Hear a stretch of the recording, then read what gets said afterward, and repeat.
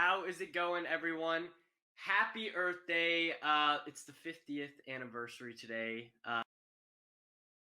Environmental advocate looks like in 2020. So, a little bit about me.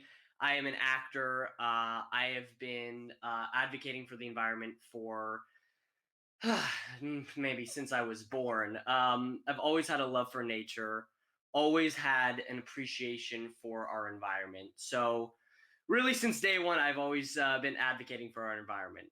Um, so, in this day and age, environmental advocate doesn't just look like one person, or it's really not. You can't put an environmental advocate in one box, per se. I think there are so many different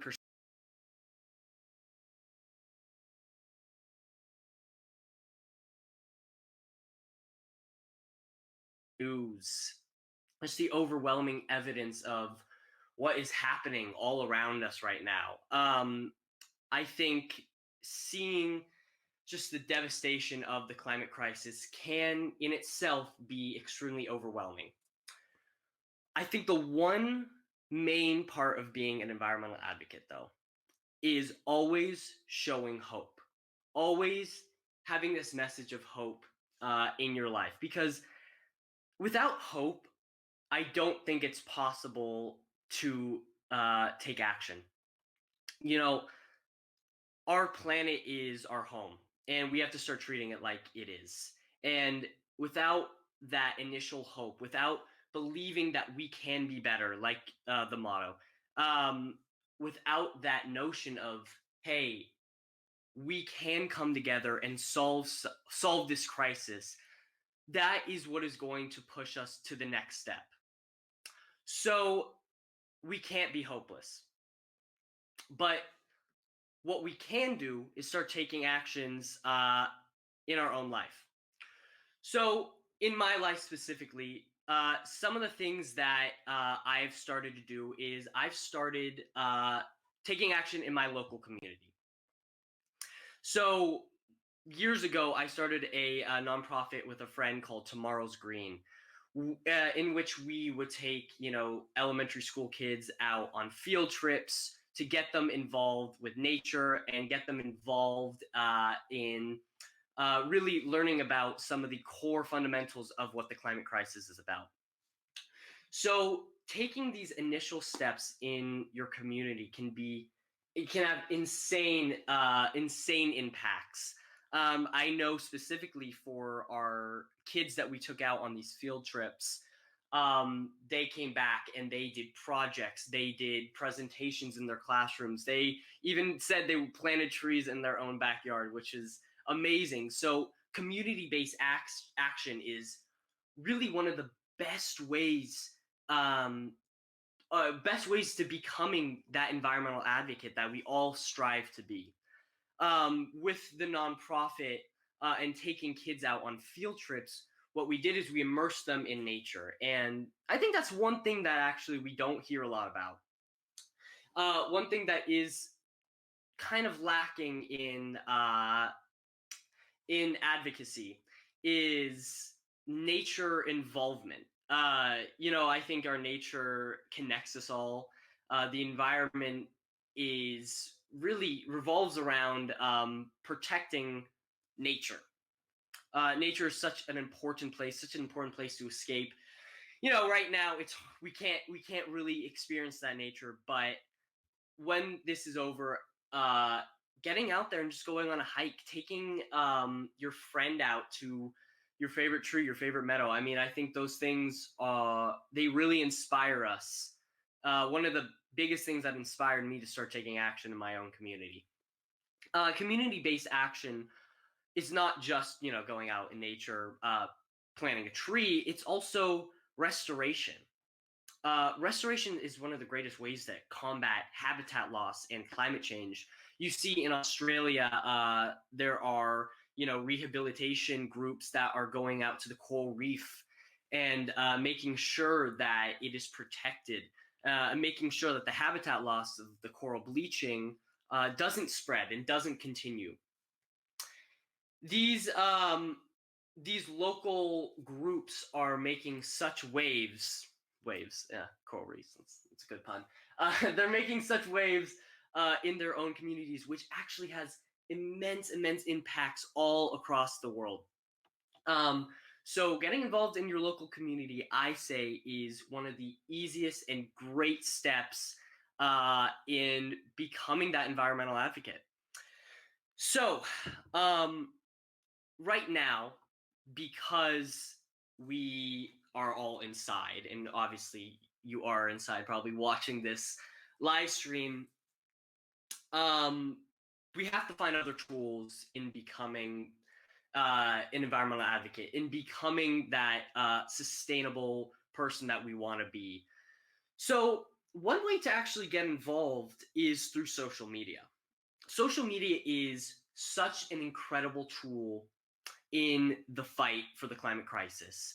I have, obviously, because I have a platform on social media, I have been trying to use that platform to spread awareness to my audience, and to really create this environment where information is spread more easily, and with less of a doomsday type of outlook on the climate crisis.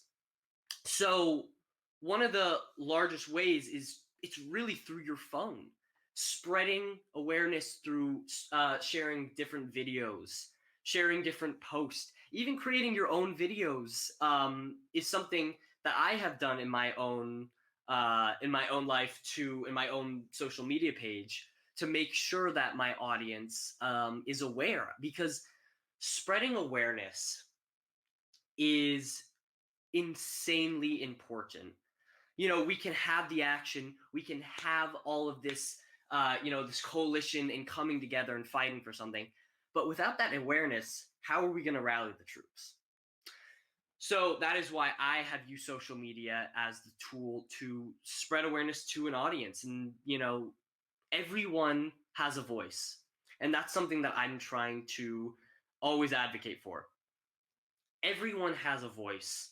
No matter if you have 100,000 followers or if you have 10 followers, we all have a voice to spread awareness about the environment.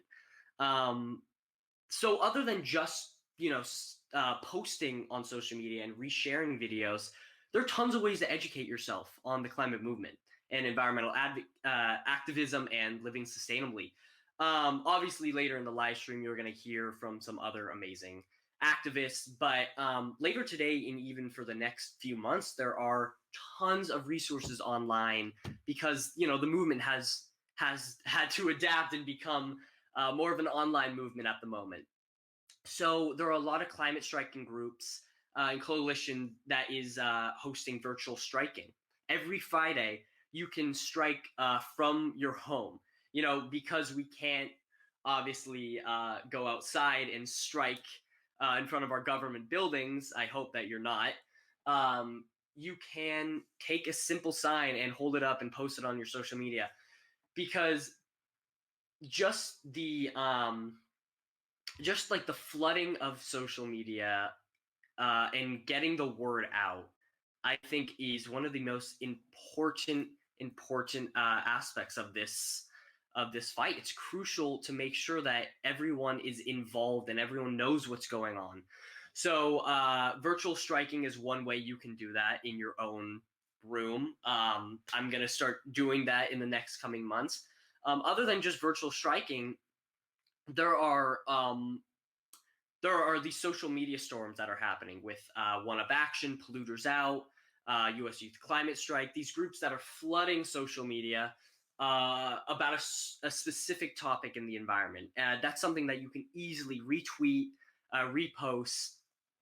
Something that I've tried to do in these last couple of weeks. So there are so many ways on social media specifically that you can get involved. So go to some of those groups that I mentioned, see what they are doing. Some groups are even hosting virtual Zoom chats where you can, train and figure out how to become an environmental advocate. So go to those groups if you are very interested in getting involved in climate striking specifically. So some behaviors in your own personal life. that environmental advocate tries to do, I think, is something that I've done specifically is going vegetarian. I've gone vegetarian for the past few months. It is one of the easiest ways to cut down your carbon footprint immediately.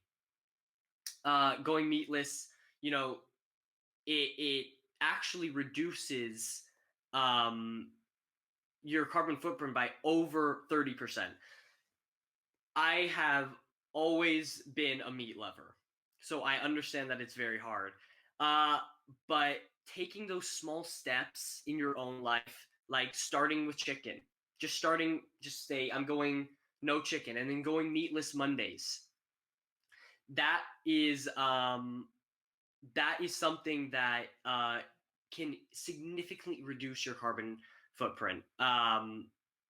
So yeah, I mean, I'm gonna start talking really quickly, but taking those actions in your own life is extremely important. I think we're gonna go to the Q&A right now. Yes, yes, we are. Thank you so much, Luke, for sharing. This was an amazing start. Definitely showing hope is so important for us as leaders, right? Media can be so pessimistic, and I think like it's our job to make environmentalism a trend and a happy project, right? Um, so while you were speaking, we were pulling some questions from the audience. So if you don't mind doing a quick Q&A, let me All good. see. So they ask, how can I convince others that don't have the same views as you to take action? Yeah. So that is one of the biggest questions that I always get. How do I convince, my brother, my uncle, who is not involved in environmental issues, to take action? Um, I think one of the easiest ways is through film. I know specifically that the documentary Before the Flood was a documentary that inspired me to get involved in the climate movement.